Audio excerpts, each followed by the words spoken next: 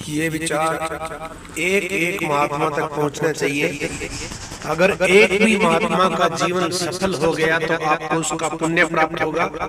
इसलिए इसको ज्यादा से ज्यादा शेयर करें, चैनल को सब्सक्राइब करें।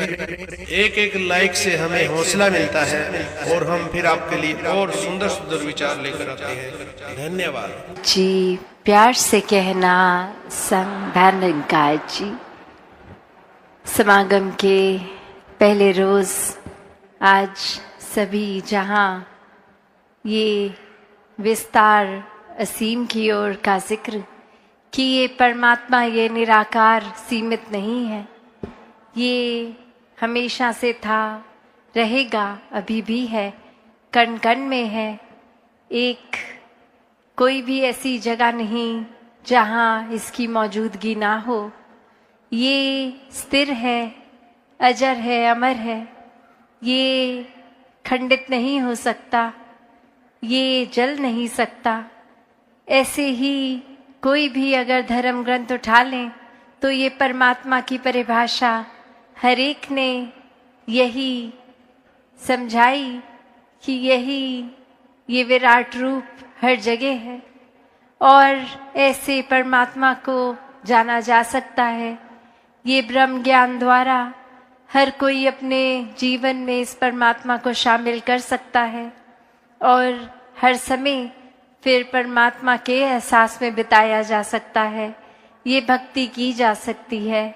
ये सामाजिक, पारिवारिक कोई भी कार्य में जब इस परमात्मा को शामिल कर लेते हैं तो एक बहुत ही सुंदर रूप बन जाता है और हर पल ही भक्ति बन जाता है।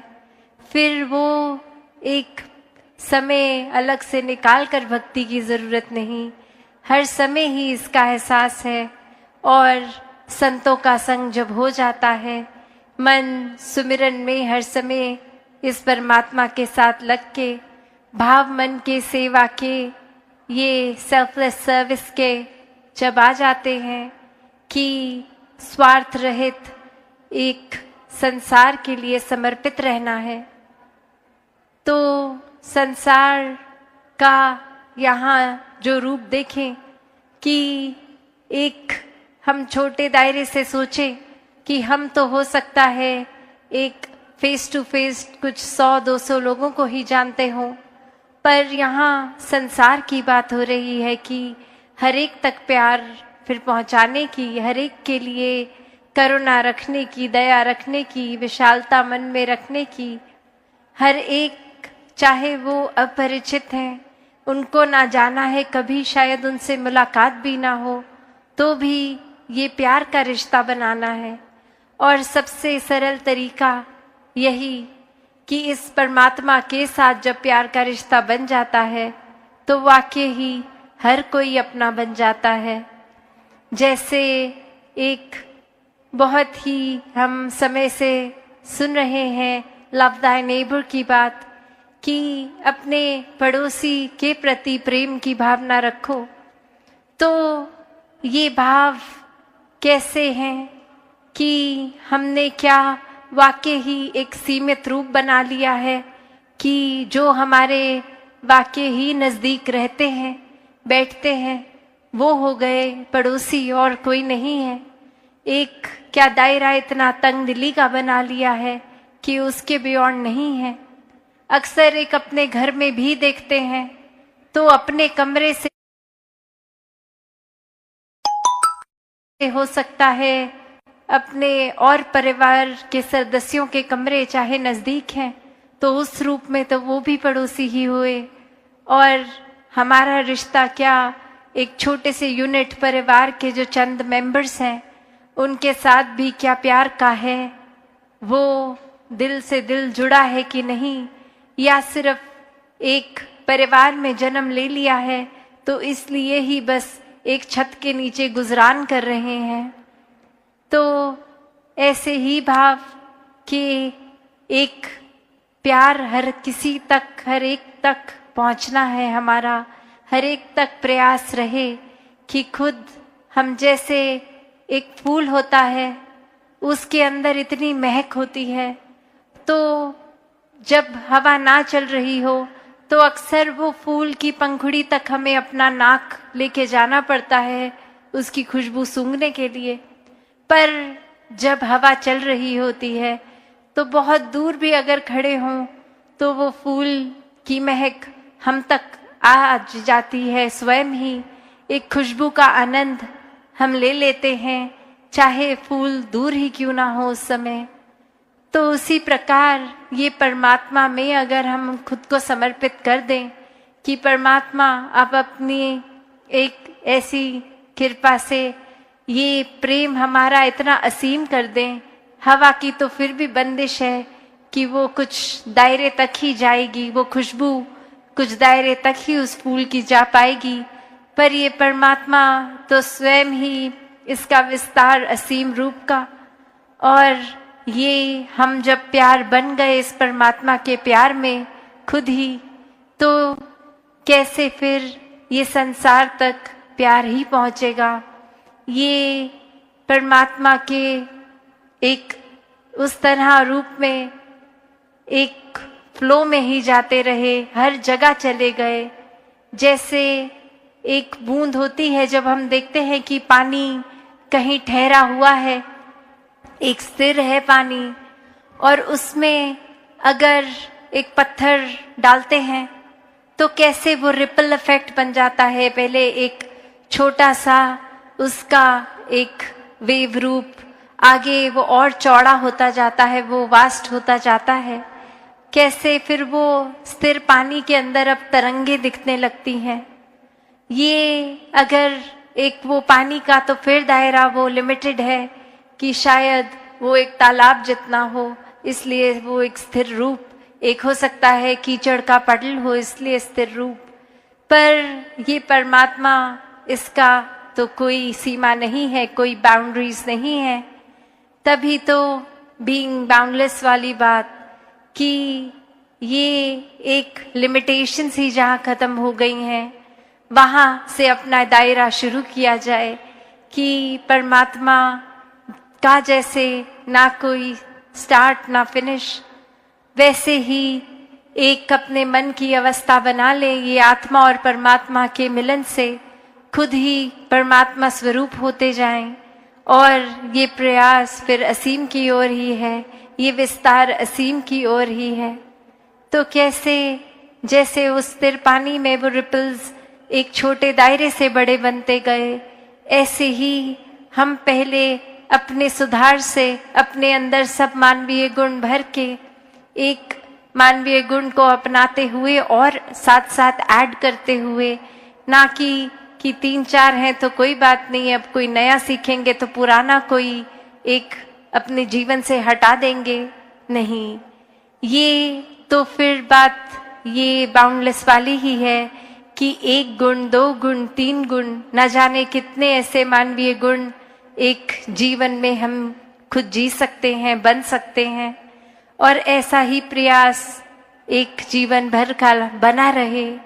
एक भाव सिर्फ जैसे अभी दासी जिक्र कर रही थी लव दाय नेबर की, तो एक कहानी में भी एक बच्चा स्कूल जा रहा है और स्कूल में उस दिन ये सुन लिया टीचर द्वारा कि अपने पड़ोसी से प्यार करना है, और रास्ते में जब घर आ रहा है तो देख रहा है कि कोई इंसान गिर गया है और अब उसकी मदद के लिए कोई नहीं आ रहा, क्योंकि वो एक स्ट्रेंजर है हर एक के लिए, वो एक कोई उसके साथ परिचित नहीं है।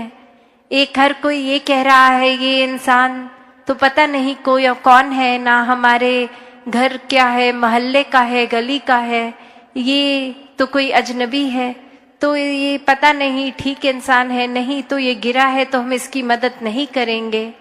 और अब वो बच्चा देखता है कि उसी की स्कूल बस से वही टीचर भी साथ उतरती है जिसने ये पाठ सिखाया है, और उस गिरे हुए इंसान के बहुत ही करीब से वो भी आगे निकल जाती है, उसको उठाती नहीं। और ये बच्चा अब तरह तरह के सवाल सोचता है कि एक अगर पड़ोसी से प्यार सिखाया है तो इस समय हम जहाँ खड़े हैं ये इंसान भी तो पड़ोसी है, तो इसको कोई उठा क्यों नहीं रहा। और वहीं फिर कुछ व्यक्ति आते हैं जिनके लिए वो इंसान उतना ही अजनबी है जितना उससे पहले वालों के लिए था, पर वो उठाते हैं, उससे पूछते हैं कि कहीं चोट तो नहीं लगी, या कुछ पानी लेंगे, कुछ उस तरह, वो फर्स्ट एड का रूप। और वो बच्चा फिर एक इंसान से जाके पूछता है कि आप इनको जानते हो क्या, ये आपके पड़ोसी हैं, कि आपने उनके प्रति केयर का भाव रखा, प्यार का भाव रखा, ये एक लव वाला नाता इस्टेब्लिश किया। तो वो भी आगे से जवाब देते हैं, नहीं, हम इनको नहीं जानते, पर एक संसार में तो हर एक से प्यार करना है, उस रूप में तो हर कोई पड़ोसी है, चाहे जानकार है या अजनबी। तो हमने तो बस उस प्यार के रिश्ते के ऊपर ही एक ये ध्यान किया इनका कि ये गिरे हैं तो उठा दिया जाए, कोई चोट है तो दवा कर दी जाए।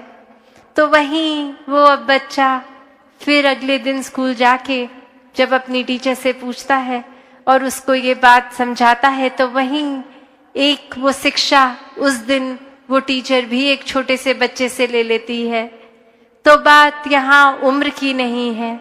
कोई आज भी हमने ये जो रूप देखा कि चाहे वो कविताएं रूप थी, एक गीत रूप थे, एक उस तरह आयु चाहे छोटे बच्चों की भी थी, चाहे नौजवान बुजुर्ग बहनें भाई कोई भी था, ये मूल रूप में जो संदेश दे रहे थे वो अनमोल संदेश है। ये तो बात विस्तार की जहाँ है वहाँ गहराई की दे रहे थे कि जीते जी इस परमात्मा का संग कर लो, वरना तो जीवन की श्वासों ने कब खत्म हो जाना है। ये श्वासों ने तो अचानक से एक दिन बंद हो जाना है, और तब तक अगर वाकई ही अपने असली रूप को नहीं जाना, ये निज घर को नहीं जाना, तो ये आत्मा ने शरीर से निकल के फिर भटकन में रहना है। तो जीते जी ही इस मोक्ष, इस साल्वेशन का रास्ता अपना लिया जाए, ताकि जीते जी भी हर मानवीय गुण से युक्त होकर अपने आप को हम प्यार से युक्त कर लें। एक जीवन में तंगदिली नहीं, एक अपने दिल को इतना बड़ा बना लें, एक दृष्टिकोण इतना ब्रॉड माइंडेडनेस का बना लें, एक विशाल नजरिया बना लें कि हर कोई अपना लगे। फिर वो बात कि कैसे एक अगर गहराई का भी रूप है, तो एक अगर हम बाल्टी में एक दाल का दाना डाल देंगे तो ना कोई आवाज आएगी, ना बाल्टी का पानी वो छलक के बाहर आएगा।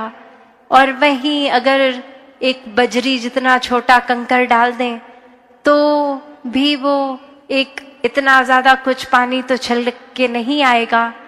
पर वो ही अगर हम एक कोई और बड़ा पत्थर और बड़ा डालते रहें तो धीरे धीरे हो सकता है कोई उस साइज का जब हम डालेंगे जो लगभग बाल्टी से जरा सा ही छोटा हो, तो सारा ही पानी बाहर आ जाएगा और उसकी जगह वो पत्थर ले लेगा। तो बात वही है कि गहराइयाँ कितनी हैं, जो अक्सर हम शेर में भी सुनते हैं कि सागर गहरा है इसलिए शांत है, वरना मचलती नदियों में, मचलती लहरों में गहराइयाँ नहीं होती। कि कैसे एक जहाँ उछाल दिखते हैं वो अपने आप पता है कि ये शैलो जगह है, वरना जो डीपेस्ट पार्ट है ओशन का वो इतना शांत लगता है क्योंकि वो इतना कुछ समा के अपने अंदर रखा है उसने। वो सहनशीलता का भी यहाँ पे गुण आता है। ये विशाल सागर का रूप, और ये इतना विशाल कि हर वाटर सोर्स इवेंचुअली वो सागर में ही आता है। तो भी सागर को उस बात का अभिमान नहीं है, वो अपने सबसे गहरे वाले पॉइंट पे इतना शांत भी है। और जैसे जैसे जमीन उठती है वो रेत आने लगती है, वहाँ वो वेव्स कितनी प्रोमिनेंट दिखती हैं। उस जगह पे उछाल भी है, एक रूप उसका इस तरह कि एक उछल रही है, मचल रही है, एक बेचैनी का भाव, वहाँ स्थिरता नहीं है, वहाँ विशालता भी नहीं है। तो बात वही कि इंसान भी आजकल इस तरह ही भाव रखते हैं कि अपने कर्मों में या अपने अंदर की विशालता पे तो जोर नहीं दे रहे हैं कि हम कैसे अपने अंदर इंट्रोस्पेक्ट करें, अपनी सोच का विस्तार करें, अपने कैरेक्टर बिल्डिंग का विस्तार करें, पर एक अपनी बातों को, अपने छोटे छोटे चीज़ें जो हासिल करी हैं उनका इतना डंका बजा के शोर मचा रहे हैं कि वो लहरों के समान छलक रहे हैं इधर उधर। और वो ही बात, ऊंची दुकान फीका पकवान की बातें ज़्यादा और कर्म देखे जाएं तो कुछ है नहीं। एक हासिल छोटी सी उपलब्धि को भी इतना शोर मचा के कर दिया। और वहीं जहाँ ये सागर की तरह एक इतने डीपेस्ट पॉइंट पे भी शांत रूप रहा, कितना कुछ उसमें समा चुका है, फिर भी कोई अपनी वाहवाही नहीं, कोई अपनी तारीफ नहीं, अपने अंदर ही वो मंथन कि ये हमारे को कुछ भी जो हासिल हम कर पाए सब परमात्मा की ही देन है।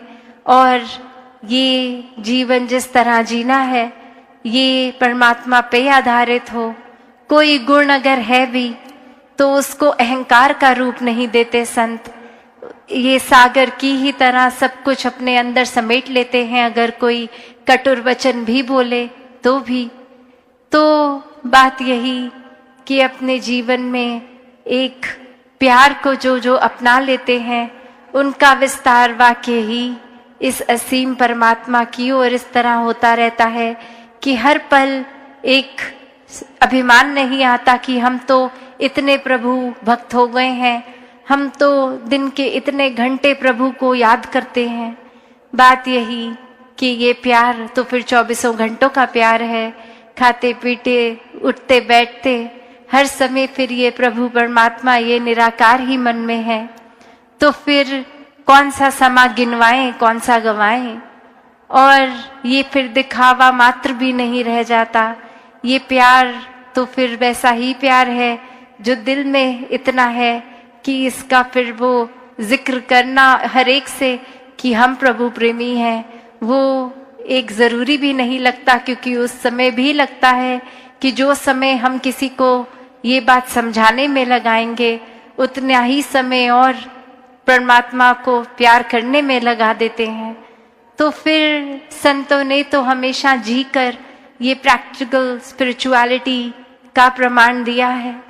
एक अपने जीवन में आध्यात्मिकता को उस तरह जिया है कि अपनी सारी सामाजिक पारिवारिक कर्तव्य निभाते हुए भी एक आध्यात्मिक पहलू को इतना ऊंचा स्तर दिया है कि जीवन में हर समय एक भक्ति का विस्तार होता गया। ये नहीं भक्तों ने सोचा कि हम तो इतनी आत्माओं जो तड़प रही थी खुद हमें परमात्मा मिल गए तो ये बाकी इंसानों को भी एक ये तड़प दूर करा दे, तो हमने तो इतने कार्य कर दिए, हम महान हो गए। भक्तों का तो हर समय एक ध्यान यही लगता है कि अभी तो पूरा संसार ये तड़प में है, अभी तो कुछ ही हैं जो इस सच्चाई से रूबरू हुए हैं, जिन्होंने अपना मुख उज्जवल कर लिया है, और अभी कितने रहते हैं। तो भक्तों ने तो हमेशा ये आगे बढ़ने वाली बात ही सिखाई है कि हर एक को जितने भी ज़्यादा से ज़्यादा परमात्मा के भक्त हो जाएं उतना ये कार्य करते गए। भक्तों को फिर अपने भी खाने पीने उठने बैठने का कोई ख्याल नहीं है, सिर्फ यही लगन लगती है कि जिस तरह जीते जी हम चाहे अमीर हैं गरीब हैं पर मन आनंद में है, सुखी हैं, वैसे ही हर कोई हो जाए, ये परमात्मा के रंग में हर कोई रंग जाए। तो ऐसा ही मन में प्यार का विस्तार, सोच का विस्तार भक्तों ने जी कर सिखाया है, और ऐसा ही जीवन हर कोई जी सकता है। ये विस्तार हर कोई अपने आप के अंदर से ये पहले भीतर अपने अंदर गहराई में जाएं, एक अपने अंदर मंथन करके ये सोच कर, ये अपने आप को जानकर कि हम कहाँ खड़े हैं, किस तरह के हैं, अपना सुधार किस तरह किया जाए, कौन सा रास्ता लिया जाए, और परमात्मा को किस तरह हर समय के लिए मन में बसाया जाए। अपने अंदर से ये जर्नी शुरू करके फिर ये बाहर की ओर भी ये असीम की ओर अपना एक विस्तार इस रूप में प्यार का हर कोई करता जाए, तो दासी और समय ना लेके इन्हीं शब्दों से आपसे आज्ञा लेगी। साथ संगत जी, धन निरंकार जी। सत्संगत जी, प्यार से कहना धन निरंकार जी। आज समागम के दूसरे रोज जहां सुबह से बदल रैली और अब समागम का ये रूप, और सुबह भी सेवदल की वर्दी पहने ये सजे हुए सेवादार, और वो संदेश भी उस समय भी चाहे एक्ट्स रूप में या वो तन के प्रति चेतन करते हुए कि तन मन धन निराकार की ही देन है और तन को भी स्वस्थ रखना है, तो वो चाहे जो भी माध्यम रहा, जो मैसेज दिया वो यही कि कैसे जहां समर्पित भाव होता है वहां फिर चतुर चालाकियां नहीं होती। जब सेवा में भी ऐसा कोई भाव डाल देते हैं कि कुछ हासिल करने के लिए सेवा करनी है, तो वो एक साफ रूप सेवा का है ही नहीं। वो पहले ही शुरुआत से ही उसमें कुछ गलत मिला हुआ है, और मिलावट की सेवा तो सेवा नहीं है, क्योंकि ये निराकार परमात्मा ये भाव ही देखता है। और ये इंटेंशंस हर एक की कि हम क्या किसी को कुछ साबित करने के लिए सेवा कर रहे हैं, या फिर एक हम अपने लिए अपने दिल को संतों के प्रति, संसार के प्रति समर्पित करके सेवा कर रहे हैं। तो ऐसे ही चतुर चालाकियां हम कैसे रोक सकते हैं। और जहां बार बार आज विस्तार के ऊपर सबने ही ये जो जिक्र किया, तो विस्तार करने को तो ये चतुर चालाकियां, ये अन्य जो भी दोष हैं हम में, कमियां हैं, उन पे भी किया जा सकता है कि अच्छाइयों को छोड़ो, बुराइयों को बढ़ाओ। पर ये हर एक में समझ है, सोझी है, विवेक है कि हमें अपने जीवन में तो कमियों को और कम करना है और एक अच्छाइयों को ही बढ़ाना है, मानवीय गुणों से पूरी तरह युक्त होना है। तो कैसे ये जो आज सत्संग के दौरान भी जिक्र हुआ कि हम अक्सर जितना जानते हैं हमारे लिए तो वो ही पूरा होता है, उससे आगे भी कुछ है उसकी समझ ही नहीं होती। जैसे सत्संग में आज उदाहरण देखा कि एक पानी का ग्लास अगर जिसने सिर्फ देखा है उससे ज्यादा कुछ नहीं, उसके लिए वो ही बहुत है। जिसने बाल्टी देख ली उसके लिए वो ही बहुत है। जिसने स्विमिंग पूल फिर देखा उसके लिए वो बहुत पानी है। जिसने एक तालाब देख लिया उसके लिए वो बहुत पानी है। जिसने झरने नदियां देख ली उनके लिए वो बहुत सारा पानी है। और जिसने ये समुद्र देख लिया तो पता है अब पानी का तो इससे ज्यादा विस्तार और कहीं देखने को नहीं मिलेगा। इससे ज्यादा समुद्र से ऊपर पानी तो कहीं और नहीं समा सकता। तो बात वही कि हम इसमें कहीं ऐसे कुएं के मेंढक ना बन जाएं जो अपना दायरा इतना छोटा करके उसी को सच्चाई मान लें कि एक कुएं जितना ही जीवन उसी में जिया और खत्म भी वहीं, और यही सोचा कि जितना ये पानी मुझे दिख रहा है मेरी एक छलांग में उतना ही ये बहुत है।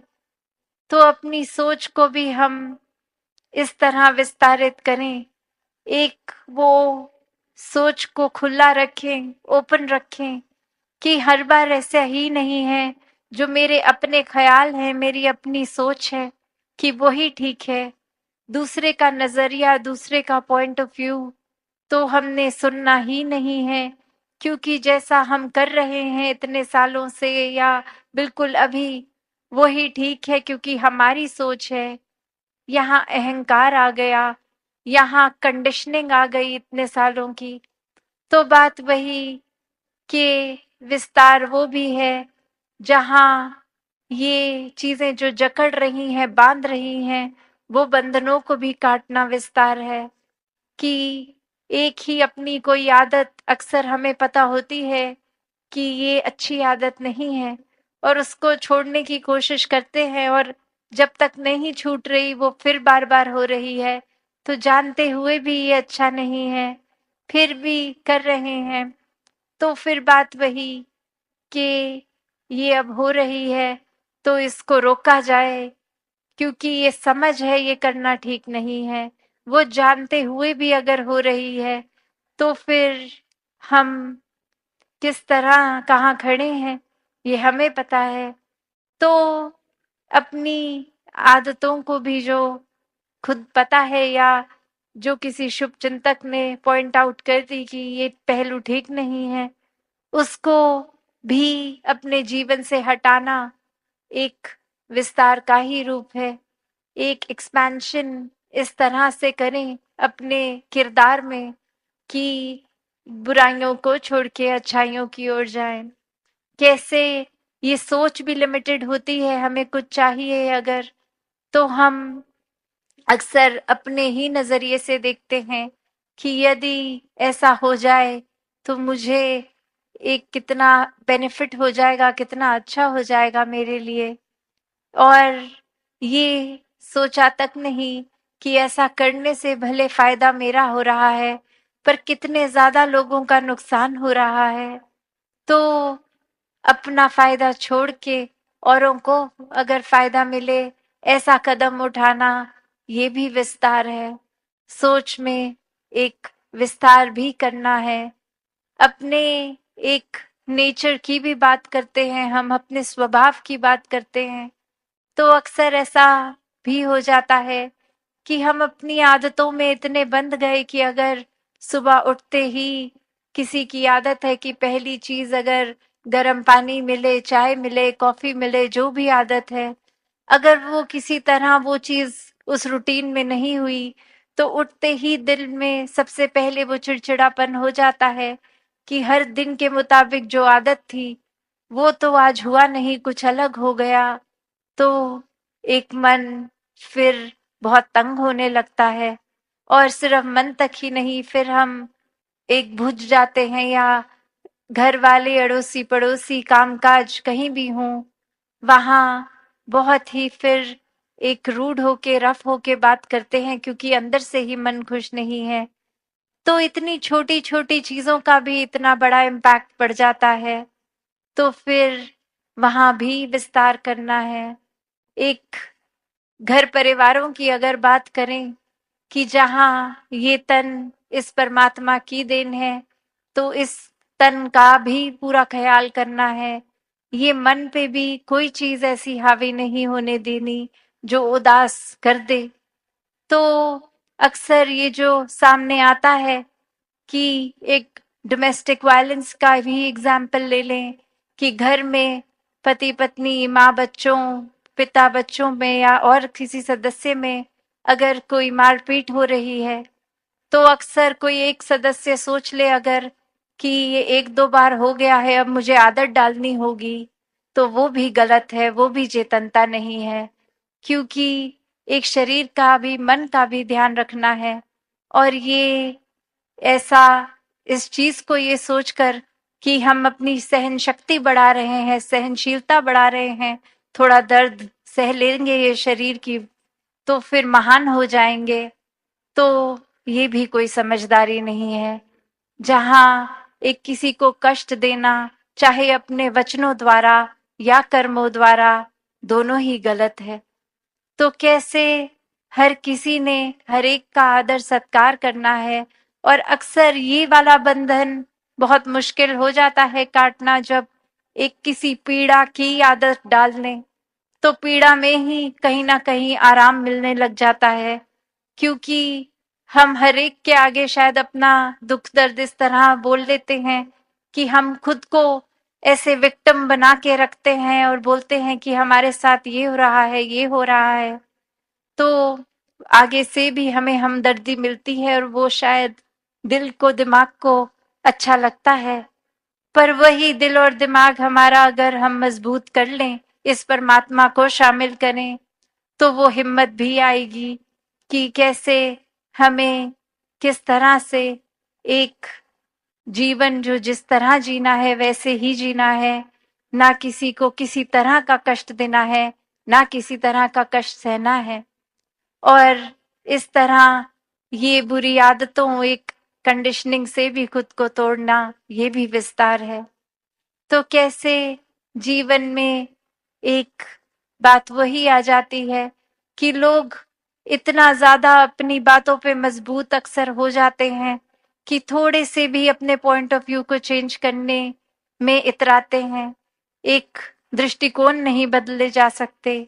एक कहानी का उदाहरण दासी अब लेगी कि एक बार एक इंसान को सपना आता है कि वो एक छोटा बच्चा ही है और अब वो सपने में सोच रहा है कि वो मर गया है, और सुबह उठते ही अपने माता पिता को कहता है कि अब मेरा जीवन समाप्त हो चुका है।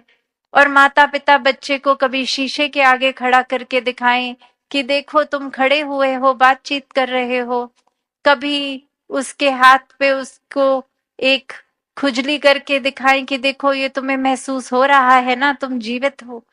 और बच्चा बिल्कुल वो मान ही नहीं रहा। और ऐसे ही माँ बाप फिर अड़ोसी पड़ोसी सबको इकट्ठा करके बोलते हैं कि आपको ये नजर आ रहा है ना हमारा बच्चा, और सब हाँ कह रहे हैं कि हाँ ये तो एक खड़ा हुआ, एक कुर्सी पे बैठा, जो भी वो कर रहा था उस समय। तो उसको फिर समझाते हैं कि देखो तुम जीवित हो, अपने आप को मरा हुआ मत समझो। पर वो फिर भी नहीं मानता। तो अब पेरेंट्स एक साइकियाट्रिस्ट के पास ही ले जाते हैं कि एक ये शायद कोई मानसिक एक रोग हो गया है और इसका अब इलाज करना चाहिए, क्योंकि वो बच्चा जीवित है और खुद को मृतक मान रहा है। और वो इंसान फिर एक आगे और अपनी बात समझाता है डॉक्टर। फिर भी वो बच्चा अपनी जिद पे, अपनी सोच पे इतना पक्का कि मानने को ही तैयार नहीं। और अब जब अपने सेशन के बाद घर आता है तो एक मोहल्ले में ही हाल ही में किसी ने अपना ये शारीरिक यात्रा जीवन की तय करके एक मृत्यु की प्राप्ति की होती है। और अब वो शरीर रूप में इंसान लेटा है।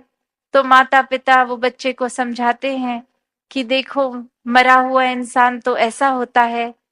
एक उसका हाथ लेके, उसके एक बच्चे का हाथ लेके लेटे हुई वो शरीर के नाक के आगे रखा, देखो सांस नहीं महसूस हो रहा ना, वो हाथ पे आपके सेंसेशन नहीं आ रही ना, और देखो अपने नाक के आगे रखो। फिर वो बच्चा फिर भी नहीं मान रहा। फिर वो बच्चे का हाथ लेके उस शरीर की दिल जहां होता है वहां रख के बोलते हैं कि अब आपको हार्ट बीट भी नहीं सुनाई दे रही, यहाँ अपनी रख के देखो, आपकी तो है, तो आप जिंदा हो।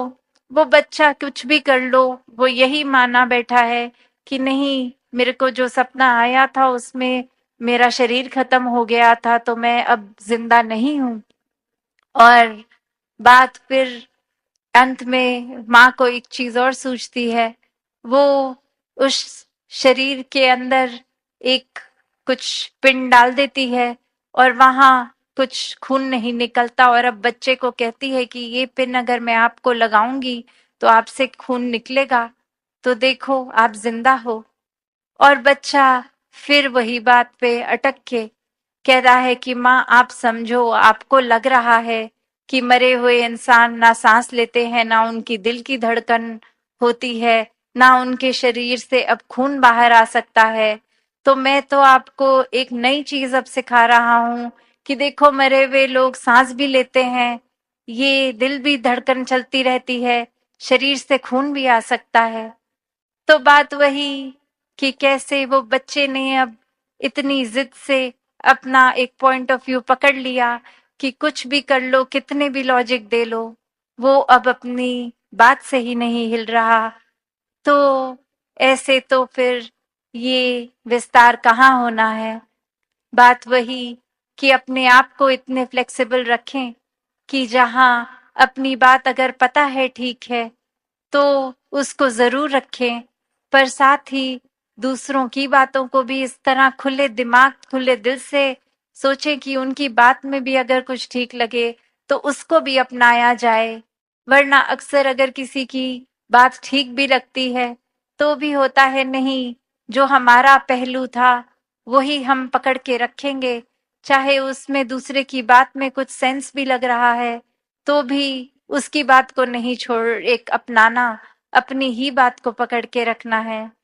तो अगर आध्यात्मिक पहलू से देखें तो हम ऐसे ही फिर छोटे एक दायरे में रह जाएंगे अगर सिर्फ अपना ही एक सोचते रहें या फिर एक सत्संग का संग ना करें। तभी इतनी एक बात ये आती है कि संगत में आए जब ब्रह्म ज्ञान प्राप्त हो गया है, क्योंकि संतों के अनेक वचन भी सुनेंगे, एक मुलाकात होगी, एक अच्छी शिक्षाओं को ग्रहण करेंगे तो वाकई ही हमारा भी वो एक स्पिरिचुअल जोन और ये ब्रॉडन होगा, एक वो रूप हमारे जीवन का भी फिर और विस्तार लेगा। तो जहाँ बात विस्तार ये असीम की ओर की है तो हर कोई जीवन का पहलू हम इतना ज्यादा एक वास्ट उसकी डेप्थ में जा सकते हैं कि वो बाउंडलेस बन सकता है वो पहलू भी, इसी निराकार की तरह जैसे इस निराकार का ना कोई अंत है ना शुरुआत, और कैसे ये ही फिर हर तरफ हर रंग में भी है और बेरंगा भी। ऐसे ही हम संसार में रह के संसार का हर एक रंग ले भी अगर तो भी इस रंग से न्यारे रहें।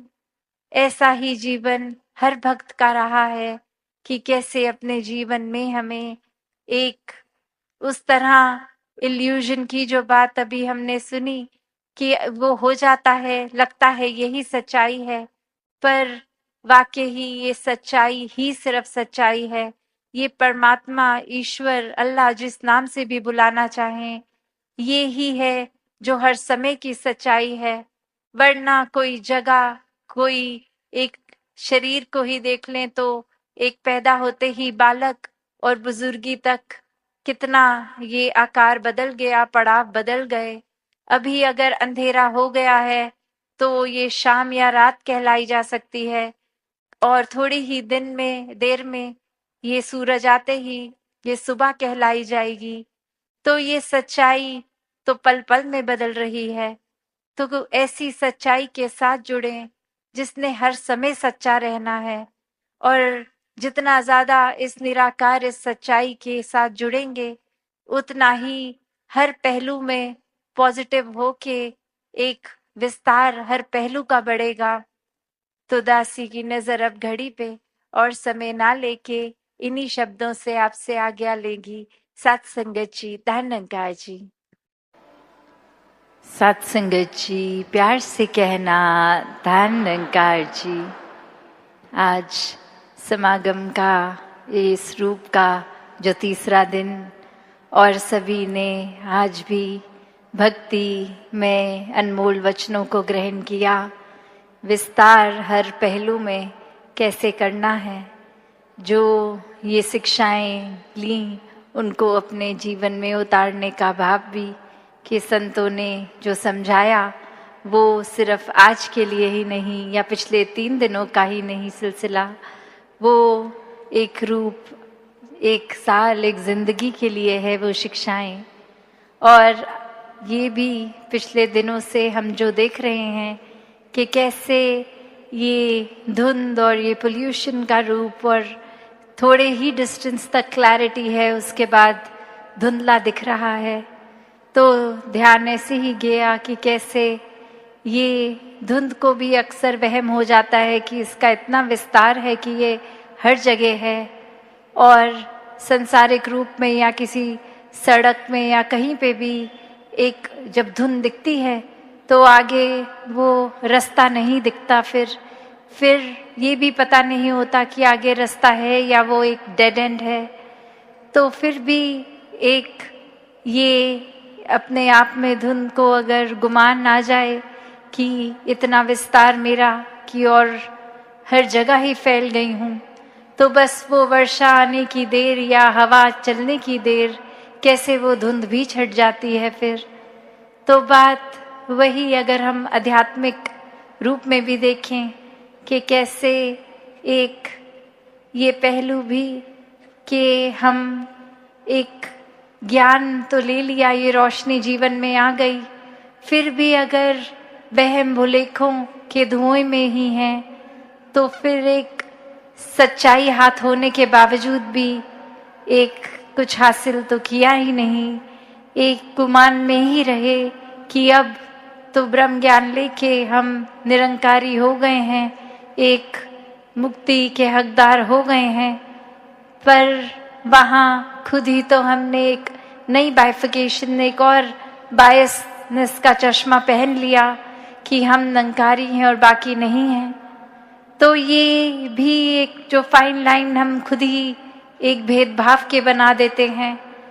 एक जहाँ पहले तो भेदभाव सिर्फ इंसान शायद जाति पाति के आधार पे बनाता था, पर आजकल तो कितनी और एक अच्छे स्कूल, एक सरकारी स्कूल, एक प्राइवेट स्कूल या फिर एक ग्रामर स्कूल, एक ऐसे अपग्रेडेड लाइफस्टाइल के ऊपर भी भेदभाव होने लग गया है कि हमारा जो पता है ये तो शहर का सबसे पॉश एरिया है, या कोई भी और एक नए नए तरीके कि कौन सी फ़ोन में ऐप है, कौन सा फ़ोन है, उस हिसाब से हम ज़्यादा श्रेष्ठ और अलग और अच्छे हो गए हैं दूसरों से।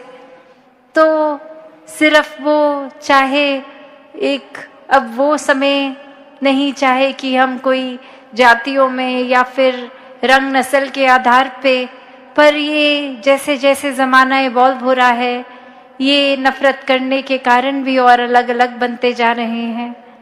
तो बात वही कि ये ब्रह्म ज्ञान लेकर भी अगर हम छोटी छोटी संकीर्णताओं में ही रह गए, तो फिर ये रोशनी होने के बावजूद भी अगर धुंध है तो नज़र कुछ नहीं आना। तो ये एक परमात्मा का जिन्होंने जीवन में आधार लिया, उन्होंने ही अपने जीवन में हर समय के लिए ये सच्चाई का एहसास करते हुए सब खुद भी साफ साफ देखा है और ये भी इंश्योर किया है कि कोई और भी अगर इस रास्ते पे है तो उनको भी साफ साफ दिखे, वरना तो संसार में कोई ना कोई इंसान मिल ही जाएगा जो बहुत वहम और डाल देगा कि अगर क्लैरिटी खुद को है भी तो भी कुछ ऐसी बात कर देगा कि हम खुद ही कंफ्यूज हो जाएं, हम खुद ही एक अलग से ही ख्यालों में चले जाएं। एक कहानी भी इसी तरह कि कैसे एक इंसान जो एक अपनी बहुत ही सिंपल लाइफ में एक दिन अरदास कर रहा है परमात्मा से कि परमात्मा आप मेरे जीवन में आ जाओ, आपकी पहचान हो जाए। तो उस इंसान के पास भेड़ें थी, तो वो ऐसे ही बोलता है फिर कि आप आ गए तो ये जितनी भी मेरे पास भेड़ें हैं इनकी मैं खुद अपने हाथों से स्वेटर बना के आपको अर्पण करूँगा।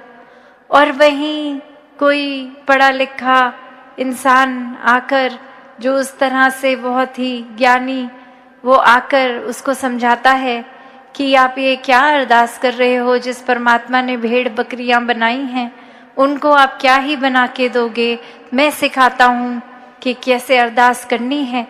और कुछ तरीके की अरदास बता देता है जो वो रट लेता है, और अब वो एक उसी तरह से उस दूसरे इंसान के भाव को कॉपी पेस्ट करके, शब्दों को कॉपी पेस्ट करके एक अरदास बना चुका है।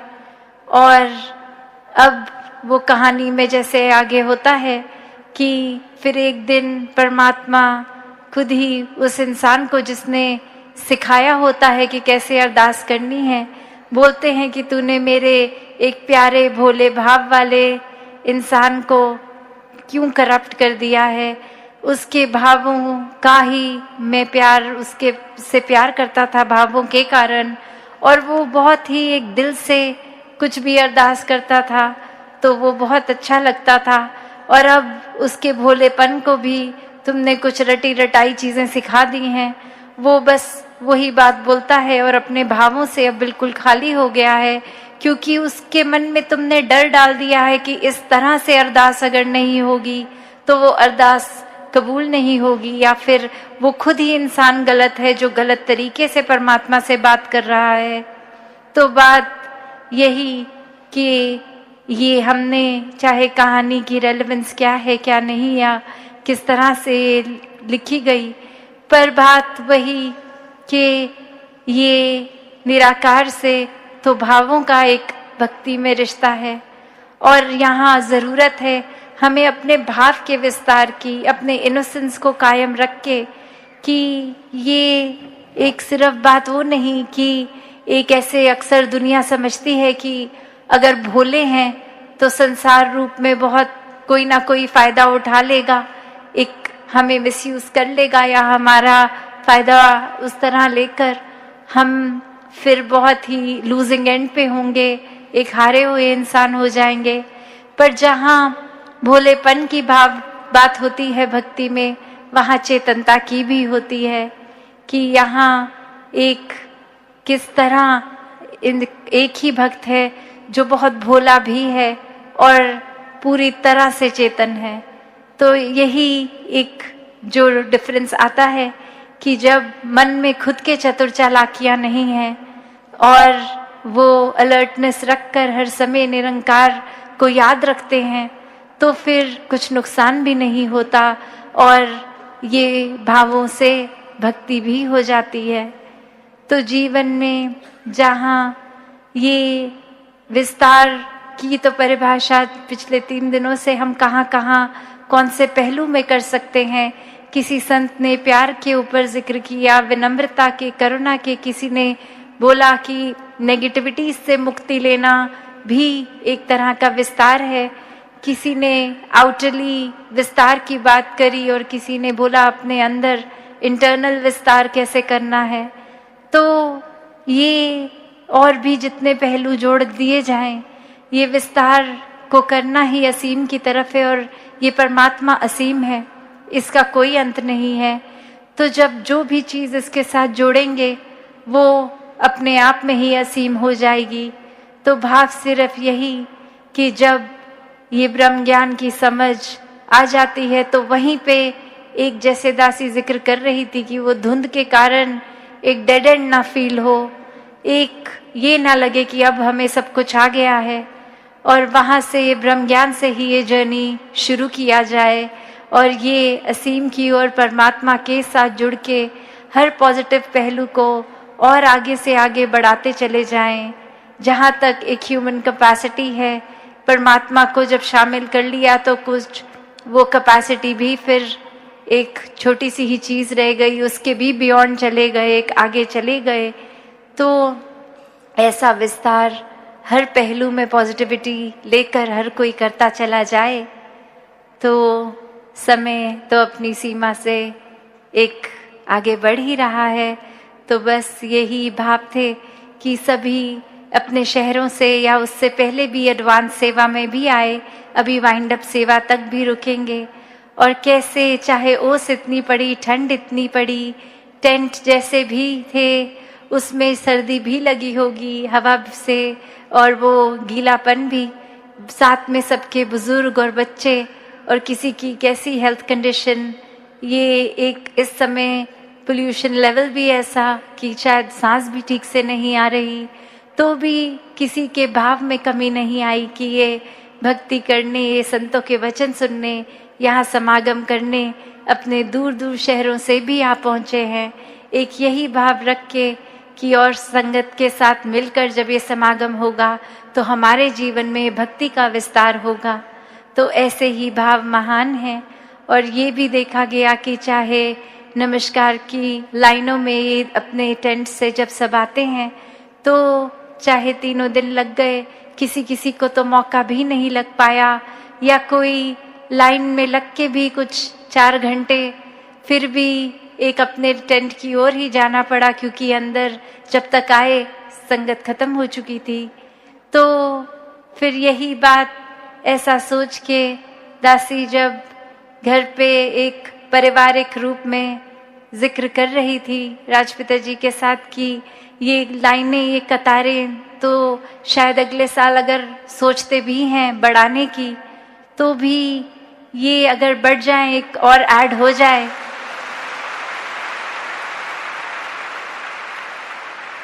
तो फिर ख्याल आया कि शायद ये ऐड हो गई तो जो लास्ट की लाइन होगी उधर अगर कोई बुजुर्ग होंगे जिनकी नजरें ठीक नहीं, उनको शायद स्टेज की ओर क्लियर दर्शन ना हो पाए। तो फिर यही ख्याल आया कि आने वाले दिनों में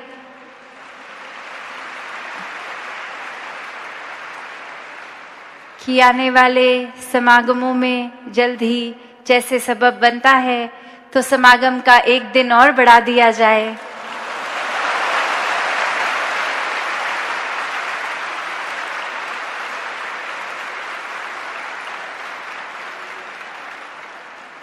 उससे फिर ये इनकन्वीनियंस महापुरुषों की भी नहीं होगी कि इतने पहले लाइन में लग के आना। सब अपने हिसाब से थोड़े थोड़ा समय लेकर जब जब मिले मौका अपने टेंटों से आराम से आके पंक्तियों में सत्संग पंडाल के अंदर भी आ सकेंगे। तो और भाव जो दासी के मन में थे वो कभी और रखते हुए इन्हीं शब्दों से आपसे आज्ञा लेगी। साथ संगत जी, धन निरंकार जी।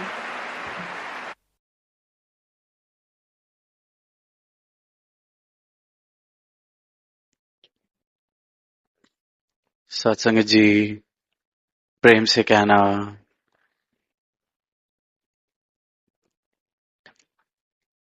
सत्संगत, ये जो 77वां समागम और इसका भाग बनने का अवसर हम सबको मिला है।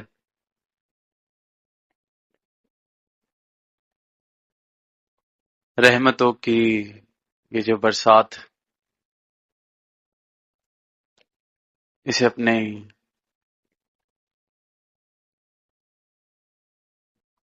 जीवन में इस बरसात में भीगने का अवसर जो हमें मिला है,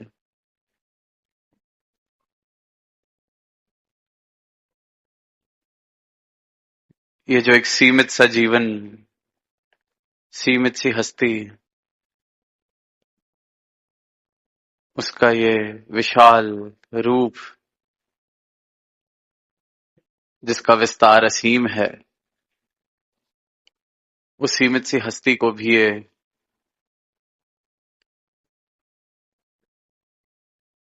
इतना भव्य असीम व्यक्तित्व मिला है। तो ये सिर्फ और सिर्फ केवल सदगुरु का परोपकार, सदगुरु की करुणा, और जहां आप सभी संतों ने इतने उत्साह से इस समागम में शामिल होकर अपना प्यार जाहिर किया है, पिछले चंद महीनों से सेवाओं में शामिल होकर अपनी श्रद्धा जाहिर की है, किस प्रकार जहां नजर जा रही है वहां भक्ति रस, आनंद, खुशियां, खेड़े, लहर उठी हुई है इन सब भावों की। तो ये सिर्फ और सिर्फ जब जीवन में सत्य शामिल हो जाए, ये परमात्मा शामिल हो जाए, तभी मुमकिन है।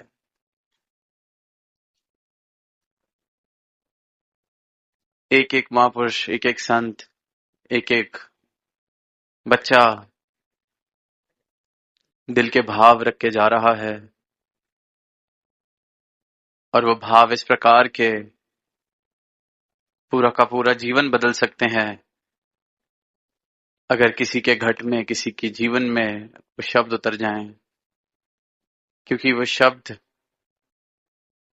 सिर्फ कुछ रट लिए गए शब्द नहीं, वो जीवन बोल रहा है, वो जिंदा शब्द है। क्योंकि वो शब्द इस आत्मा से, इस परमात्मा का जब मिलन हुआ तो उसकी खुशी का इजहार, उस मिलन का इजहार करते हुए शब्द हैं। और निरंतर हर एक संत ने विस्तार, इस असीम की ओर विस्तार किस प्रकार किया जा सकता है, या इस विस्तार से मतलब क्या है, अपने अनेक सुंदर भाव सबने रखे, हम सबने श्रवण किए। और शुरुआत सबने यही कि सदगुरु के चरणों के द्वारा जब ये भक्ति जीवन में आती है, ये ब्रह्म ज्ञान जीवन में आता है, इस परमात्मा के दर्शन जब मुझे हो जाते हैं, तो वो पहली सीढ़ी, इस परमात्मा को जब मैं जान लेता हूं, देख लेता हूं, तो ये शुरुआत होती है। तो दास भी यही सोच रहा था कि सही मायनों में देखा जाए कि अगर ये विस्तार करना है असीम की ओर, तो इसका रास्ता स्वार्थ से गुजरता है। इस विस्तार की ओर अगर जाना है तो पहले स्वार्थ, अक्सर सुनते हैं स्वार्थ की परिभाषा कि बहुत स्वार्थी है, इसको सिर्फ अपनी पड़ी है, सिर्फ अपने बारे में सोचता है। पर इसी शब्द को अगर इस प्रकार देख लें कि स्वार्थ मतलब स्वयं का अर्थ, मेरा अर्थ, मैं हूं कौन, मेरा मूल अर्थ क्या है, ये सवाल जिसके जीवन में आया, स्वार्थ सही मायनों में जिसके जीवन में आया, अपने बारे में अगर कुछ सोचना ही है, अपने बारे में कुछ करना ही है, अपने ऊपर कोई परोपकार करना ही है, सही मायनों में स्वार्थी अगर होना है, तो जिस कारण ये तन मिला है, जिस कारण ये अवसर मिला है, इतना स्वार्थी मैं हो जाऊं कि इस कार्य को पूरा कर लूं जो सिर्फ और सिर्फ इस योनि में पूरा हो सकता है। इतना स्वार्थी मैं हो जाऊं कि इसका जवाब ढूंढ लूं कि मैं हूं कौन। खुद को जानूंगा तभी तो खुद के बारे में सोच सकूंगा, खुद को जानूंगा तभी तो खुद के ऊपर कोई परोपकार कर सकूंगा, कुछ हासिल कर सकूंगा। और इनकी कृपा से जिस जिसको भी स्वयं का अर्थ मिला है, जिसका ये स्वार्थ पूरा हुआ है, फिर उसका स्वार्थी होना सारी मानवता के लिए परोपकारी हो जाता है कि वो अपने अर्थ को, अपने मूल को इस प्रकार जानता है कि मोही तो ही मोही अंतर कैसा। खुद का अर्थ जानने के बाद मेरा स्वार्थी हो जाना या किसी ब्रह्म ज्ञानी का स्वार्थी हो जाना मतलब है कि सबका भला करो भगवान, ये मेरा स्वार्थ बन जाता है। तो ऐसा स्वार्थ मुबारक है जो स्वयं के अर्थ से शुरू होता है। इस सवाल से ही अध्यात्म, मुक्ति, मोक्ष की यात्रा शुरुआत। मैं कौन हूं, मेरा अर्थ क्या है, मेरा मूल क्या है। गौतम बुद्ध का जीवन देखते हैं, जब पैदा हुए अपने राज्य के राजा के इकलौते बेटे, तो उनको सिर्फ और सिर्फ सजावटें, सुनहरी चीजें दिखाई जाती थीं। पर किसी वक्त जब बाहर निकलना हुआ और देखा कि ये शरीर किस प्रकार ढल जाएगा, किस प्रकार जीवन में दुख आएगा, तो मानो कि जीवन से भरोसा ही उठ गया कि अगर इसे जीवन कहते हैं तो ये तो जीवन ही व्यर्थ है। इसे अगर जीवन कहा जाता है कि आज ये जोबन चढ़ा हुआ है और कल इसने दरिद्र हालत में पहुंच जाना है, तो ये जीवन ही व्यर्थ है। और बस वहीं से शुरुआत हुई स्वार्थ की, स्वयं के अर्थ की। घोर तपस्या करते करते उस सवाल का जवाब मिला, तो वही सिद्धार्थ गौतम बुद्ध हुए। और सिर्फ एक सार उस बात का कि जीवन सिर्फ ये नहीं हो सकता निद्रा भोजन भोग भय, और उसके बाद सिर्फ और सिर्फ ये दुख, हासिल कुछ होना नहीं, बस एक दौड़ के बाद दरिद्र सी हालत में पहुंचकर इस यात्रा को पूरा करना। अगर यही जीवन है तो ऐसा जीवन नहीं जीना। इसके पार भी कुछ अगर है तो उसको जानना है। और हर एक संत ने, हर एक पीर ने, हर एक पैगंबर ने यही एक आवाज मानव को दी है कि अपना अर्थ, अपना मूल पहचान लो।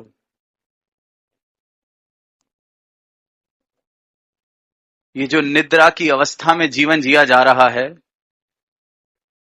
इस निद्रा से जागृति की ओर विस्तार करो। क्योंकि निद्रा में जो जीवन जिया जा रहा है उसमें हासिल कुछ नहीं होना। जितना हासिल करने का प्रयास किया जाएगा उतना ही दरिद्र खुद को पाया जाता है। कुछ हासिल नहीं लगना। वो जो शेर की पंक्तियां आती हैं कि उम्रे दराज मांग के लाई थी 4 दिन, 2 आरजू में गुजर गए 2 इंतजार में। कि 4 दिन के इस जीवन में 2 दिन आरजू में गुजर गए, आकांक्षाओं में गुजर गए, मांग में गुजर गए, और 2 दिन इंतजार में। और जब नजर घुमा के देखते हैं तो हर एक इंसान की ये हालत, हर एक जीवन इसी प्रकार निद्रा में चल रहा है। 2 दिन आरजू में, 2 दिन इंतजार में। जो आरजू कर रहा है, अगर जिस चीज की आरजू, जिस चीज की आकांक्षा वो हासिल हो जाए तो भी कुछ हाथ पल्ले लगता नहीं, तो भी व्यर्थ सा ही महसूस होता है, तो भी दरिद्र महसूस करता है।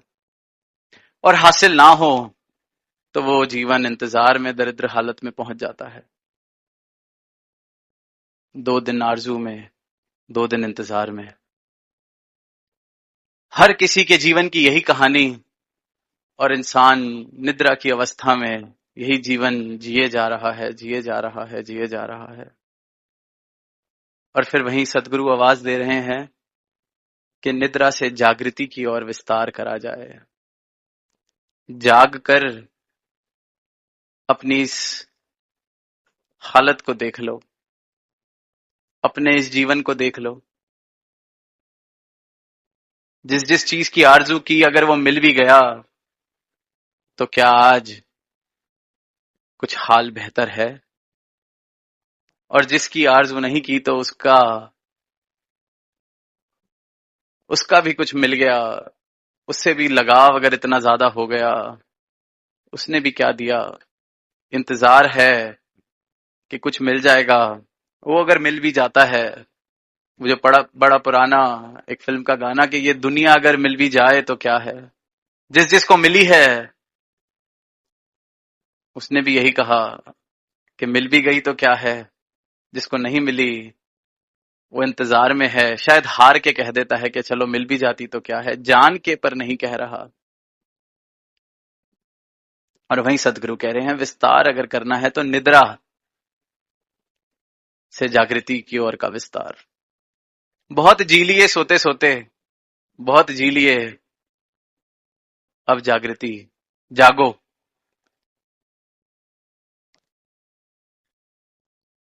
निद्रा की अवस्था इस प्रकार है कि मैं रोज वही गलतियां दोहराता हूं।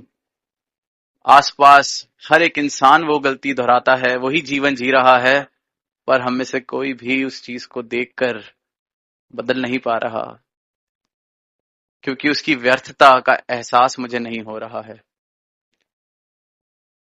और जब ये बात समझ में आने लगती है कि हासिल क्या हुआ, सिकंदर की मैं बात कर देता हूं, कह देता हूं, पर हासिल क्या हुआ, तो फिर वही बात के उम्रे दराज मांग के लाई थी 4 दिन। या तो आरजू कर रहे हैं, इंतजार, हासिल कुछ नहीं। और निद्रा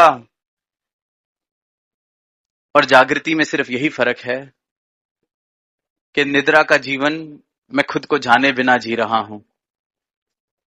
जब तक मुझे मेरे मूल स्वरूप की पहचान ना हो जाए, जब तक इस मूल स्वरूप को, अपने अर्थ को मैं देख ना लूं, जान ना लूं, उसका एहसास ना कर लूं, तब तक जो जीवन जिया जा रहा है वो व्यर्थ, निद्रा का जीवन।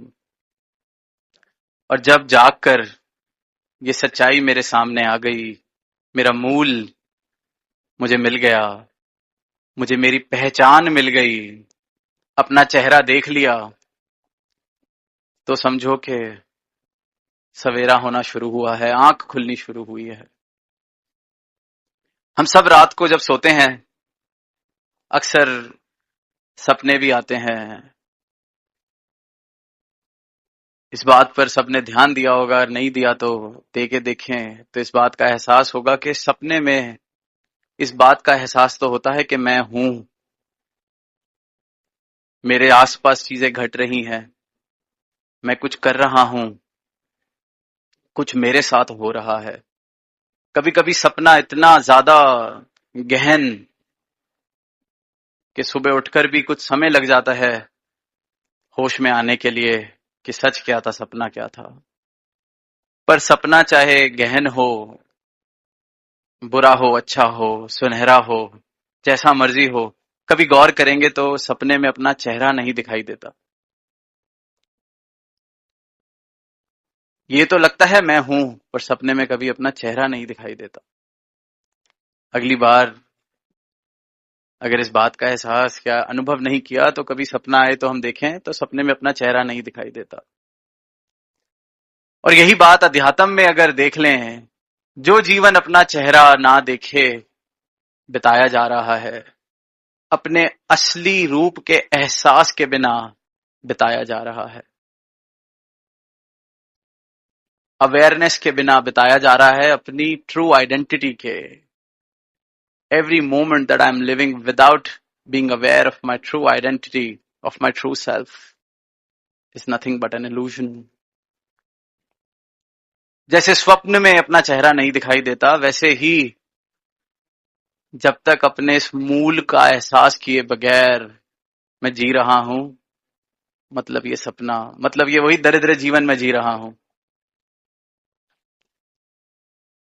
और बस यही जागृति का विस्तार सदगुरु कर रहे हैं कि अपने पल पल में खुद को देख के जियो, खुद को जान के जियो। तुम हो क्या, तुम्हारा अर्थ क्या है, पूरी तरह से स्वार्थी होकर जियो, खुद को जान लो, पहचान लो। ये विस्तार, इससे ऊपर कोई विस्तार नहीं। और फिर भक्ति का रस जीवन में आना शुरू होता है, क्योंकि ये शुरुआत है, ये शुरुआत है। और फिर ये जीवन का पल पल, जब जब इस पल में, हर पल में इस एहसास में मैं जी रहा हूं कि मैं हूं कौन, तो जीवन का नजारा ही बदल जाता है, जीवन जीने का ढंग ही बदल जाता है। कल सदगुरु माता जी ने फरमाया गहराई के बारे में कि जीवन गहरा हो, विस्तार हो जीवन में। तो जब तक मैं वाला जीवन है, निद्रा वाला जीवन है, कोई छोटा सा पत्थर भी मुझ पे गिरता है तो तरंगे उड़ जाती हैं। जैसे कल एक एग्जाम्पल लिया, बाल्टी छोटी सी, उसमें पत्थर फेंका, पानी उछल गया, तरंगे उठ गईं, ऐसे ही कोई जरा सत्कार की नजर से मुझे नहीं देखता, तरंगे उठने लगती हैं, परेशान होने लगता हूं, जल सा जाता हूं, भुन सा जाता हूं। ऐसी हालत, तरंगे, देखा कैसे नहीं। फिर थोड़ा सा विस्तार कि किसी के देखने से नुकसान नहीं, पर कोई गाली दे जाए तब तरंगे उठ जाती हैं। फिर उसके पार का विस्तार कि कोई गाली दे गया तब भी कोई बात नहीं, पर कोई अपना गाली दे जाए, अपना कोई मुझे मूर्ख कह दे, फिर तरंगे उठ जाती हैं। तो सदगुरु माता जी ने कहा, विस्तार, सागर गहरा है इसलिए शांत है। क्या तरंगे उठे वहां, तो इतना विस्तार में होता, मेरे जीवन में होता चला जाए। आज बाल्टी जितना मेरा व्यक्तित्व है, तो बाल्टी से स्विमिंग पूल जितना सफर में करूं, फिर नदी, फिर तालाब, फिर गहराई सागर की प्राप्त हो। और सदगुरु माता जी ने ये नहीं कहा कि विस्तार समुद्र की गहराई की ओर, इन्होंने आदेश दिया है, उपदेश दिया है, विस्तार असीम की ओर। तो रुकना नहीं, क्योंकि जीवन नहीं रुकता, जीवन ने चलते जाना है। अपनी दिशा में इनके अनुसार कर लूं तो जीवन सिर्फ असीम की ओर विस्तार करेगा। दास ने कुछ समय पहले वो जो भाव, जो बाबा जी अपनी विचार में कहते थे कि जीवन में किसी की बात को पत्थर पर लकीर की तरह नहीं, पानी पे लकीर की तरह लिया जाए, तो मन में वही भाव आए कि अगर मेरा जीवन की अवस्था यही है कि अभी पत्थर पर लकीर, माफ नहीं कर पाता, भूल नहीं पाता, पानी तक पहुंचना मुश्किल लग रहा है कि पानी पर लकीर वाला जीवन कैसे मिले, तो पहले रेत पर लकीर की तरह पहुंच जाऊं। इतनी भी पक्की लकीर ना हो जाए कि कोई माफी मांग ले, मैं माफ ना कर पाऊं। कम से कम उस जगह के रेत पे लकीर, किसी ने माफी मांगी, पानी पड़ गया तो वो लकीर मिट गई। और वहीं से फिर मेरा विस्तार धीरे धीरे पानी पर लकीर की तरह, वही जैसे पानी पर लकीर लगाने की कोशिश की जाए, बनते बनते साथ ही मिटती जाती है। और फिर ये ऐसी कृपा करें कि असीम की ओर मेरा विस्तार हो जाए कि हवा पर लकीर पड़ती ही नहीं, पानी जितनी लकीर भी ना पड़े। अब ये तभी हो सकता है जब खुद का बोध हो जाए, मैं हूं कौन ये पता चल जाए, क्या अस्तित्व है मेरा मुझे पता चल जाए। तभी फिर सीमित दायरों से जीवन असीम की ओर बढ़ना शुरू हो जाता है। कहना बहुत आसान है, दोहराना बहुत आसान है, पर दोहरा देना, कह देना, रट लेना, पढ़ लेना, वो मेरी नॉलेज बैंक को जरूर डिस्प्ले कर सकता है, उसको याद जरूर कहा जा सकता है, पर समझ तब तक नहीं कहा जा सकता जब तक इस भाव को जी ना लिया जाए। मैंने कह दिया हम ब्रह्मास्मि, मैं ब्रह्म हूं। बहुत ज्ञानियों ने ये बात कही, बहुत ज्ञानियों ने, पर जी कितनों ने। जिसने जी ली, फिर उसके जीवन की भाव दशा कुछ इस प्रकार हो जाती है कि अहम ब्रह्मास्मि का एहसास जब हुआ तो फिर अहम खत्म हो जाता है। जब ब्रह्म मिल गया, ब्रह्मास्मि पता चल गया कि मैं ब्रह्म हूं, तो अब मैंने रहकर करना क्या है, फिर ये ब्रह्म ही ब्रह्म है। ये भाव दशा उसकी जिसने इसको जी लिया, और जिसने ज्ञानी बनकर इसको पढ़ लिया, बुद्धि के तल पर समझ लिया, उसकी भाव दशा कुछ इस प्रकार हो जाती है कि अहम ब्रह्मास्मि में अहम पर जोर ज्यादा हो जाता है। बहुत ज्ञानी आए, फिर दुनिया में ही ज्ञान बांट रहे हैं अहम ब्रह्मास्मि, क्योंकि वो तो पता चल गया कि अब अहंकार की सीमा सारी खत्म, कि मैं तो ब्रह्म हूं। तो फिर ब्रह्म तो जितना मर्जी अहंकार करे, विस्तार उल्टा हो गया, दुर्गति की तरफ विस्तार होना शुरू हो गया। तो कहा सुनी, दोहरा देना, कह देना, कोई पैमाना नहीं, जी लेना, अनुभव कर लेना, इसको हासिल कर लेना। तो मेरा विस्तार कहने सुनने से जीने की ओर हो जाए, दोहराने से समझ की ओर मेरा विस्तार हो जाए, बातों से अनुभव की ओर मेरा विस्तार हो जाए, तो विस्तार मुबारक है। तो फिर मेरी भक्ति का रस जब जीवन में घुलने लगता है, तो फिर ऐसे भाव भी समझ आने लगते हैं कि क्यों शास्त्रों में कहा गया, बड़े बड़े भक्तों ने कहा गया कि भक्ति का फल भक्ति। कितनी बार सुनते हैं भक्ति का फल भक्ति, कि भक्ति में 2 पल भी अगर सही मायने से किसी ने बिताए तो वो 2 पल ही उस भक्ति का फल है।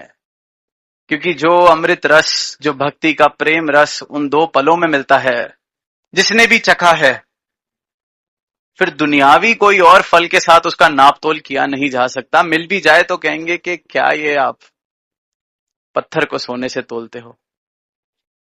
दुनिया के सारे सुख साधन एक तरफ, और वो प्रेमा भक्ति के 2 पल भी किसी ने अगर सही मायनों में एहसास किया है भक्ति के रस का, ये आप सब जो यहां जिस आनंद का हम एहसास कर रहे हैं इनकी कृपा से, ये आनंद का एहसास ही अपने आप में फल है। जिसने भी भक्ति को साधन की तरह देखा है, उसके जीवन में जरूर ये सवाल आते हैं। और अधिकतर इंसान धर्म को और परमात्मा को एक साधन की तरह जीवन में शामिल करना चाहता है। We often bring devotion and the almighty in our lives as a means to an end. It's a vehicle for me to reach a destination. It's a means to an end. And when the end is not fulfilled, I'm filled with the questions whether the path that I've chosen is the right one or not. Whether the God that I'm worshipping is the right one or not. Because the intent was to use devotion and Almighty as a means. But true devotion is the mean and is the end. भक्ति खुद ही साधन भी है और भक्ति खुद ही साध्य भी है। रास्ता भी यही, मंजिल भी यही, भक्ति का फल भक्ति। तो मेरी भक्ति का ये विस्तार हो जाए। अगर अभी भी जीवन में परमात्मा इसलिए है कि कहीं कुछ हासिल करना है, सहारा है, सिर्फ एक सहारा है, कहीं पहुंचने के लिए एक वाहन में बैठे हैं, जाना तो कहीं और है, चाहिए तो कोठी गाड़ी बंगला, मेहनत नहीं करते, नौकरी नहीं करते, परमात्मा को साथ लेते हैं। तो फिर परमात्मा मेरे लिए एक साधन है, परमात्मा से मेरा कोई लेना देना नहीं। क्योंकि जब कोई चीज साधन होती है तो जब वो अपनी मंजिल पर पहुंचा देती है, अक्सर हम फिर उस साधन को छोड़ देते हैं, क्योंकि रास्ता उतना ही था। और वो अगर साधन मुझे मंजिल तक ना पहुंचाए तो फिर साधन कोई और इंसान बदल लेता है कि परमात्मा ये वाला नहीं पहुंचा रहा तो कोई युक्ति में कमी है, तरीका बदल लेते हैं। तो भक्ति सही मायनों में भक्ति तभी है जब इस भक्ति को साधन की तरह नहीं, इस भक्ति के रस के लिए किया जाए। भक्ति का रस ही इस भक्ति का फल है। और जिसने भी आप संतों ने प्राप्त किया है, यही आवाज सारी मानवता को दे रहे हैं कि ये प्रेमा भक्ति के 2 पल भी, ये एक तरफ और दुनियावी साधन से मिले हुए सुख एक तरफ, इनका कोई मोल नहीं, ये कहीं और से मिल नहीं सकते।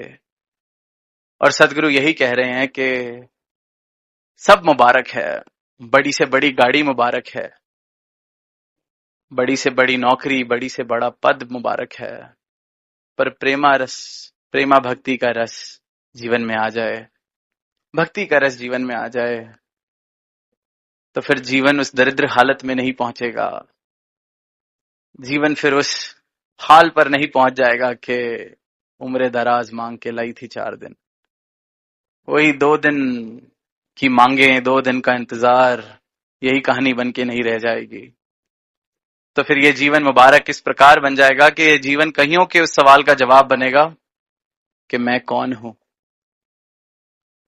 किस लिए भेजा है। इस प्रकार मेरी भक्ति का विस्तार हो जाए कि साधन मात्र ना रह जाए।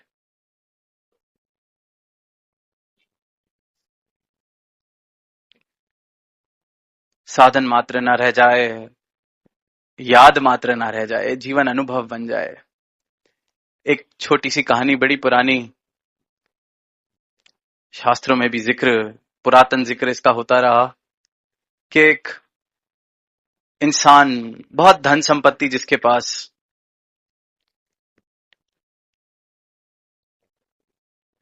इतनी धन संपत्ति कि सोचा अब 3 बच्चे हैं, ये कैसे फैसला करूं कि कौन इसका संभाल कर सकेगा, इसका विस्तार कर सकेगा, कौन इतना लायक है, कौन इतना काबिल है तीनों में से। तो एक दिन तीनों को बुलाता है और एक एक पोटली तीनों को देता है और कहता है कि मैं चंद वर्षों के लिए एक तीर्थ यात्रा पर जा रहा हूं, 4 या 5 वर्ष बाद लौटूंगा, और इस पोटली में जो तुम तीनों को मैंने दी है बीज हैं, और जब मैं वापस आऊं तो तुमने मुझे ये बीज वापस करने हैं और बड़े ध्यान से इनकी संभाल करना और मुझे यही बीज लौटाना, क्योंकि इन पर बहुत कुछ निर्भर करता है। तो वो इंसान फिर अपनी यात्रा की ओर बढ़ जाता है और पीछे से 3 बच्चे अपने अपने हिसाब से जो भी उन्होंने उस पोटली के साथ करना था वो करते हैं। 5 वर्ष बाद जब वापसी होती है तो सबसे पहले सबसे बड़े बेटे को बुलाते हैं कि तुम्हें पोटली दी थी, मेरे बीज मुझे लौटाओ। तो कहते हैं जरा रुकिए, अभी लाया। घंटे 2 घंटे बाद वापस आता है और लगभग उतनी ही वजन के बीज लौटा के हाथ में रख देता है। तो पिताजी कहते हैं कि ये वो बीज नहीं है। कहते हैं आप जो मुझे बीज देके गए थे, बड़ा बेटा कहता है, उनकी संभाल कैसे करनी है, मुझे तो यही सूझा कि उनको मैं बाजार में बेचाऊं और जब आप वापस आएंगे तो उतने ही बीज आपके लिए तब खरीद के आपको दे दूंगा। पर उन्होंने कहा ये वो बीज नहीं, मैंने अपने बीज तुमसे मांगे थे। खैर कोई बात नहीं। दूसरे बेटे को बुलाया जाता है कि बीज लौटाए जाएं। कहते हैं जरा रुकिए। वो 10 मिनट में वापस पोटली देता है हाथ में। पोटली वही की वही, पर उस पोटली में से अब दुर्गंध आ रही थी। तो वो खोल कर देखते हैं, बीज तो वही के वही होते हैं पर सड़ चुके होते हैं। कहता है ये क्या है, ये क्या हाल कर दिया इन बीजों का। तो कहता है आपने संभालने के लिए दिए थे तो मुझे और कुछ नहीं सूझा, मैंने तिजोरी में संभाल कर रख दिए कि आप जब आएंगे आपको वापस कर दूंगा। तो वो कहता है कि बड़े बेटे ने कम से कम जिंदा बीज तो दिए थे, तूने तो इनको साड़ ही दिया है। खैर कोई बात नहीं। तीसरे बेटे को बुलाया जाता है, मेरे बीज मुझे लौटाए जाएं। पिताजी कहते हैं, तो कहते हैं आइए मेरे साथ। घर के पास 2 कदम पर एक बगीचा दिखाया जाता है। कहता है ये रहे आपके बीज, अभी फूल बने हैं, कुछ समय में फल लगेंगे और फिर बीज दोबारा आएंगे तो मैं आपके बीज आपको लौटा दूंगा। पर जो बीज आप मुझे देके गए थे उनको लौटाने का यही एक तरीका था कि उनको बो दिया जाए, वरना वो सड़ जाते, क्योंकि वो तो जिंदा चीज आपने मुझे दी थी। अब 5 वर्ष बाद आप मुझे मिले हैं, मैं ही वो इंसान नहीं, मैं भी बड़ा हो गया हूं, तो वो जिंदा चीज आपने मुझे दी तो बाजार में बेचना ठीक नहीं लगा, क्योंकि वो फिर वो बीज ठीक नहीं रहते, वो बीज बदल जाते, जैसे कि बड़े भाई ने किया। तिजोरी में रख देता तो सड़ जाते। और मैं आपसे बस यही माफी मांगता हूं कि वो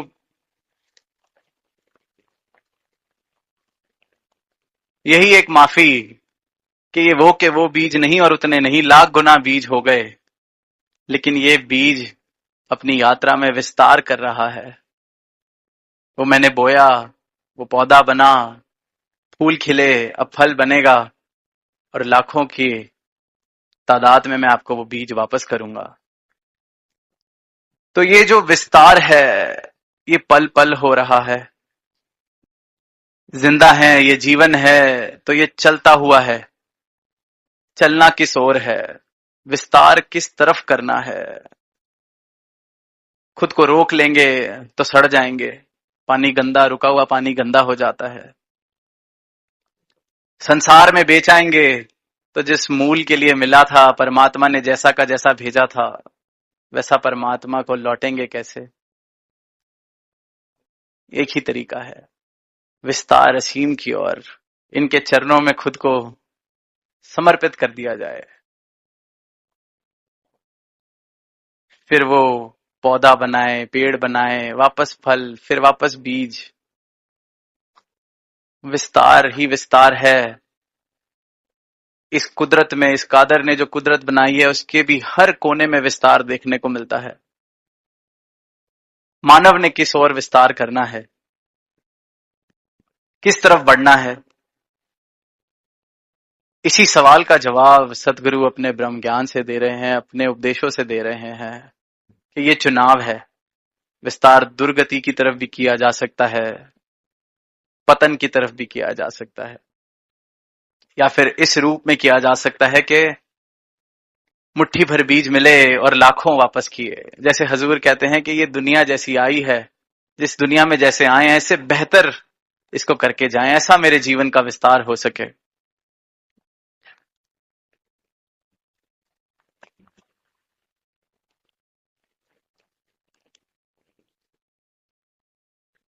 तो भाव यही आते हैं कि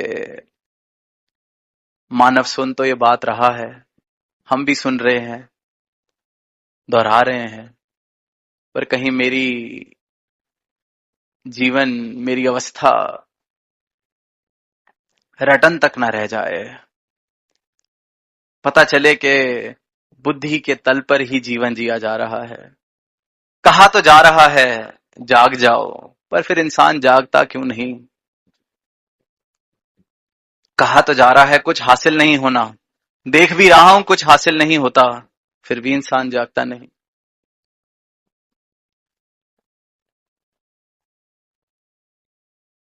कहा जाता है कि इंसान वैसे तो खुद को बड़ा तार्किक मानता है, पर कुछ कुछ चीजें वो बिल्कुल तर्क से उल्टी करता है।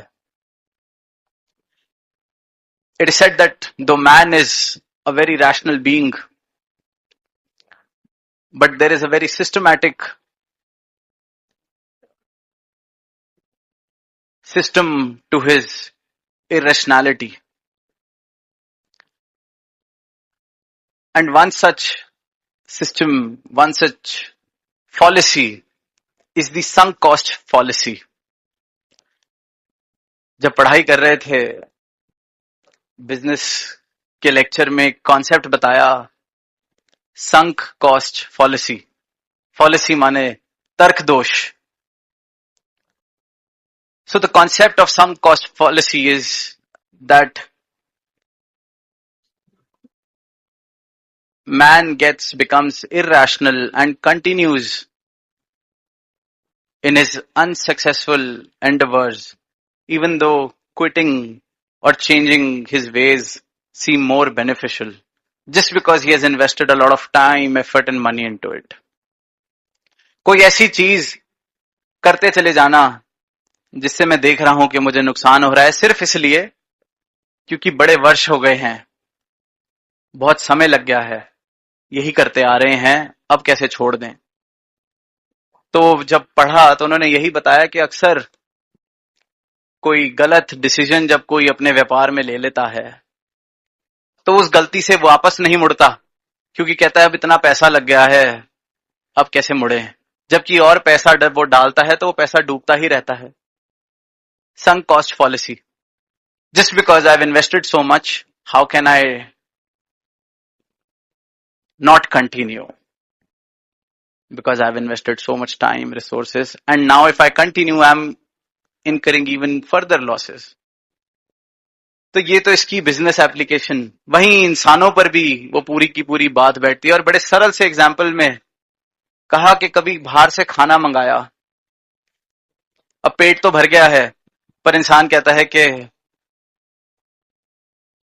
पैसे खर्च के खाना मंगाया है, खा ही लेते हैं, पैसे वेस्ट हो जाएंगे।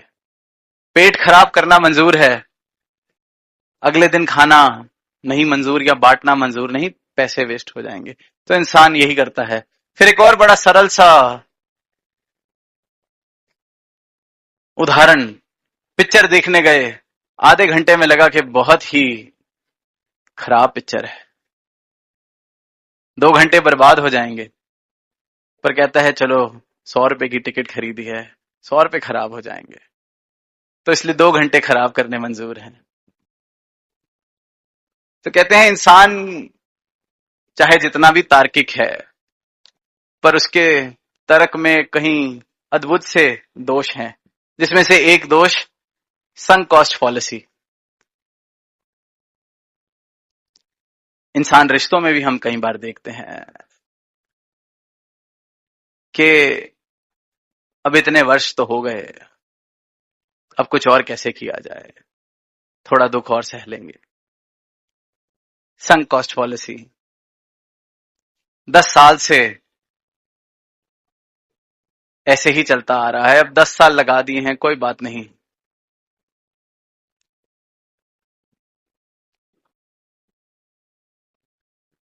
इंसान भी जीवन जब जी रहा है, हाथ पल्ले कुछ नहीं पड़ा, देख रहा है 50 साल की उम्र हो गई, 60 साल की उम्र हो गई, हाथ पल्ले कुछ नहीं, पर अब इतने वर्ष लगा दिए हैं, थोड़ा सा और ही सही। पता है जिस रास्ते चलता आ रहा हूं, जैसा जीवन जीता आ रहा हूं, कुछ हासिल करके भी हासिल नहीं हुआ है, पर अब इतने वर्ष लगा दिए हैं, अब तौर तरीके कैसे बदले हैं। परमात्मा को एक सीमित से रूप में देखता आ रहा हूं, देखा भी नहीं, जानता भी नहीं, परमात्मा परमात्मा करता आ रहा हूं, पर अब कोई सच की आवाज दे रहा है, पर अब इतने वर्ष लगा दिए हैं, अब तौर तरीके कैसे बदले हैं, इतने वर्ष लगा दिए हैं।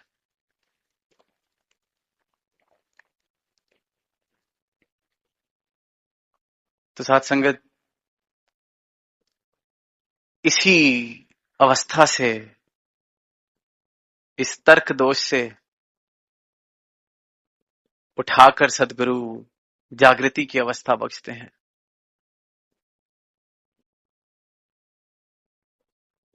जैसा जीवन चलता आ रहा है, अगर ऐसे ही जीते रहे तो ये जीवन की बाजी हार जाओगे। हारते आ रहे हो जीवन की बाजी, 50 साल से, 40 साल से, 20 साल से, जितनी भी उम्र है, ये बाजी हारते जा रहे हो। ऐसे ही चलता रहा, 1 वर्ष और, 1 पल और ऐसे जिए तो वो पल भी हार जाओगे। ये जगा रहे हैं, पर हम कहते हैं अब 60 साल लगा दिए, कोई बात नहीं, शायद कुछ मिल जाएगा। बस ये जीवन की बाजी हारने से हर एक मानव को बचाने आए हैं। हम कहीं किसी तर्क दोष में न फंस जाएं, अपना विस्तार इस रूप में कर सकें कि वाकई ही जो भक्ति और भक्ति का रस मिला है, मेरा विस्तार इस रूप से हो सके, मेरे जीवन का विस्तार इस रूप से हो सके कि अरे मेरी भक्ति साधन बन के ना रह जाए, मेरी भक्ति संपूर्ण रूप में प्रेम, अनुराग, प्रेम का रस, भक्ति का फल, सिर्फ और सिर्फ भक्ति, ऐसा विस्तार मेरी भक्ति का हो पाए। इन्हीं भावों से दास इजाजत लेना चाहेगा और यही अरदास सदगुरु माता जी के चरणों में कि दूर दूर से सारे संत पहुंचे हैं यहाँ, और जितने पहुंचे हैं उससे भी कहीं गुना आपके संत अपने अपने घरों से निरंकार रूप में आप जी के साथ अपनी तार जोड़े बैठे हैं। तो आज अपने लिए और सारी ही साथ संगत के लिए यही अरदास जो शहनशाह जी ने अवतार वाणी में लिखी कि जब तक सावित साने मेरे तोड़ने भैये प्रीत तेरी, प्रेम से कहना। ये विचार एक एक महात्मा तक पहुंचना चाहिए। अगर एक भी महात्मा का जीवन सफल हो गया तो आपको उसका पुण्य प्राप्त होगा। इसलिए इसको ज्यादा से ज्यादा शेयर करें, चैनल को सब्सक्राइब करें। धन्यवाद।